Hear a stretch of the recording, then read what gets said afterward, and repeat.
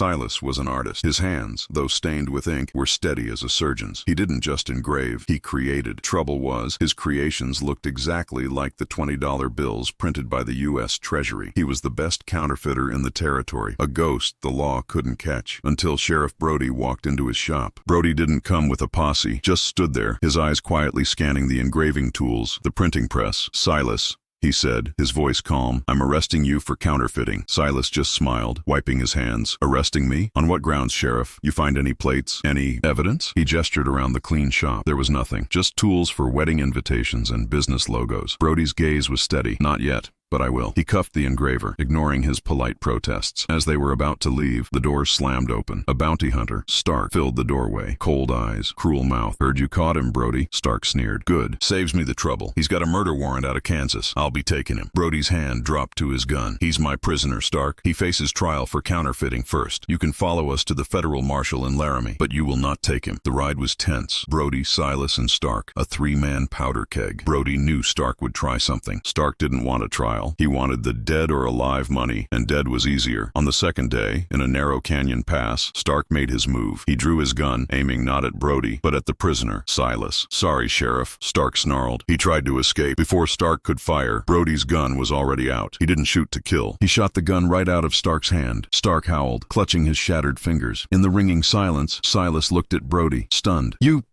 saved my life." "Had to," Brody grunted. "You haven't stood trial yet." He walked over, cuffed the wincing bounty hunter. Then he turned back to Silas. "Besides," he said, reaching into his own pocket, "I did find my evidence." He pulled out a single, perfect $20 bill. Silas's face went pale. "Where?" "In your shop," Brody said, "tucked inside an engraving book.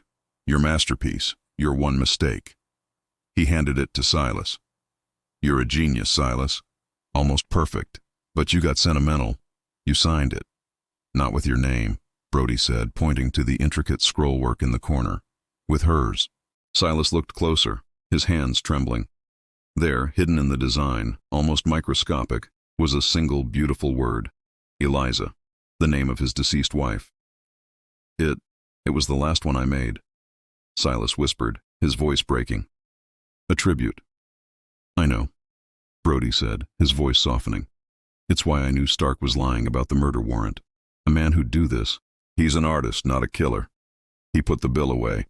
"I'm taking you to Laramie, Silas. You'll stand trial. But you'll get there alive. Stark, he was taking you to the undertaker. Sometimes a man's greatest pride, or his deepest love, is the one clue he can't hide." Find more hidden details in Frontier Minutes. Subscribe for short Western stories.